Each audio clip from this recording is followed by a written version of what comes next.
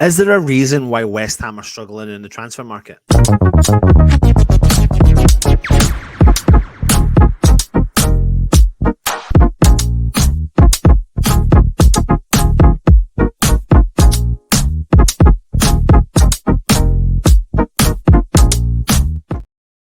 Listen, no matter what, I thought this transfer market was going to be tough, and I'll tell you some of my reasons in a minute. Welcome back to the West Ham Network. Anton here, bringing you a West Ham Daily. It's more of an opinion piece, actually, and it's more about, are West Ham actually struggling in the transfer market? And you can't help but think that they are, and I don't want people to think this is more of a panic show. I have to please put that disclaimer out there. I'm not saying it's in a panic show, but I think it's quite clear to see that some of the targets that we're directly going for are not maybe signing over on that dotted line to come to the club. And I wonder why that is. Now, we all knew we had an uphill task the moment that we made the change of leaving David Moyes and bringing in a new head coach, because a head coach or a new manager coming in and someone at the new helm is always going to take a little bit of time to settle in, right? So that's obviously one of the hurdles that West Ham have to get over. And I think that was something that we knew. We had a whole host of players leave the club, youth and first team players.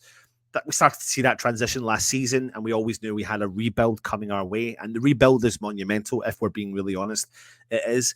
And I think one of the harder tasks to get over is the fact that we didn't qualify for European football. And I think lots of people have maybe underestimated that. And I think even myself has underestimated that. Let's just go back a year ago and you think to yourself, under Tim Steidten, the recruitment process was really quite exciting. We brought in Alvarez, we brought in Kudus, and albeit they came in later in the transfer window. But the point is, we brought in the quality, the players that we wanted. We managed to get over the line. And some of those players went on to have a very, very good year. And the lack of European football has to be a big factor as to why some players aren't coming in. You've heard West Ham being linked to players from Borussia Dortmund, from clubs all over Europe, and some players are knocking us back. And I think we have to be realistic here and realise that is going to be a factor in our choice. I get why West Ham want to push on. I get why West Ham need to push on. I get why we need to progress. But I suppose that's the pressure now that falls on Tim Steidten and on Julien Lopetegui in order to keep the current crop of players we've got, the quality that we've got, and be able to attract new interest into the club. Kevin Nolan recently done an interview on Talk Sport, and he agreed. He completely agreed. And he actually brought up one player for an example that probably wouldn't have come to the club if West Ham hadn't played European and the caliber of European football that we'd been playing, and that is Lucas Paqueta. He said, if we weren't in Europe, he wouldn't have come, and that would be the end all, and that would have been it. We got someone of his caliber and the quality to come to us, was able to produce the way he did and help us win a trophy in Europe and into the quarterfinals again. And we were on course for European football last season, but we slipped and dropped near the end of the season. And I think that's really come back and slightly bitten us. And my concern, I suppose you could say, last year was you don't want to take 2 steps forward and 1 step back, or 1 step forward and 2 steps back, as I should say, from the famous song from Paula Abdul. However, it kind of, again, it's going to make me sound like I'm moaning, I'm having an issue.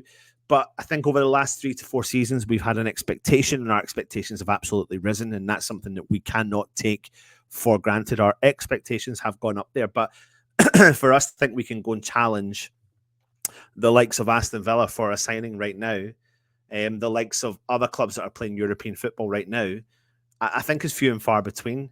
And I think we maybe need to adjust our transfer policy. I believe, and I'll be honest with you, I do believe in our transfer policy. I do think there's a bit of time. We've got time on our sides. I believe in the process of whatever Tim and Julien are building up and stocking up. But I think the lack of hiring European football is going to be one of the biggest hurdles that Tim Steidten and Julien Lopetegui are going to have to remove in order to convince players that this is the right place to go.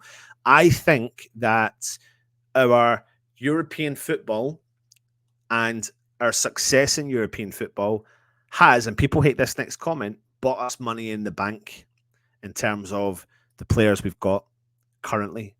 If we hadn't had, in my honest, humble opinion, any form of European football last year and had a pedigree over the last few years, would we have been able to, first and foremost, bring players like Alvarez and Kudus into the club?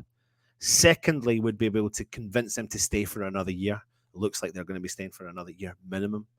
What's going to convince them to stay on past this year? Is it going to be another substandard finish in the Premier League table? Probably not. It's going to have to be European qualification or winning something. And even sometimes winning something is not enough. It's going to have to be European football to the highest level you possibly can get. I'm sounding a bit like a negative Nancy, but I feel like because our expectations have been risen, we're looking at the next level of player. But if you're trying to bring that next level of player in, you have nothing to offer in return, then you're trying to sell a project. And that becomes tougher to sell a project to a player, let's just say, who is 25, who's looking for the next big move that they possibly can, who's looking for European football. That's always going to be a tough ask.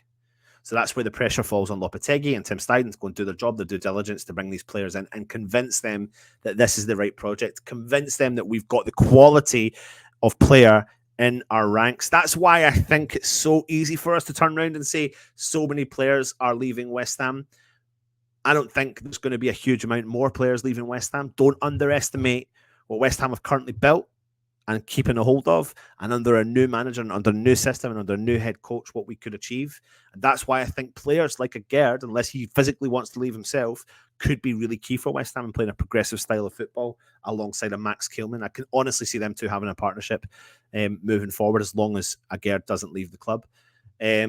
I can see our forward line being really exciting, especially if we can bring in someone of the quality of John Duran, or not necessarily just the quality, but his attributes that add to the qualities that West Ham have already got. And that's key. We have to remember we're probably not going to go and get the finished article. There's pieces of the jigsaw that can get us through and over the line.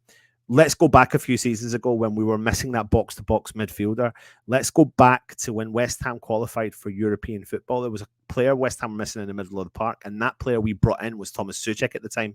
And nobody really had heard of him. He went under the radar in European football. We brought him in, and he was the missing piece of the jigsaw at the time. So I wouldn't want to be judging a book by its cover because a player that we're linked to, Fulberg from Borussia Dortmund, is 31, turning 32. I get it, he doesn't meet the system. I get it, he doesn't meet the criteria of the Red Bull model that West Ham are trying to achieve.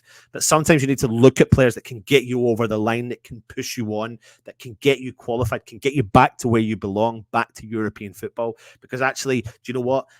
I'm going to miss that this year. I'm going to miss that this year. The last 3 years of European football has been such a blessing as a West Ham fan. Has been such an enjoyable opportunity for us as fans to be able to travel home and away, and especially the fans that travelled away and spent all that money and travelling all over the Europe to go and see the best football they possibly could and see West Ham be successful in Europe at the same time. So don't underestimate the lack of European football. Could hinder some deals moving forward. Do I think we'll sign players? Yes. Do I think they'll sign quality players? Yes.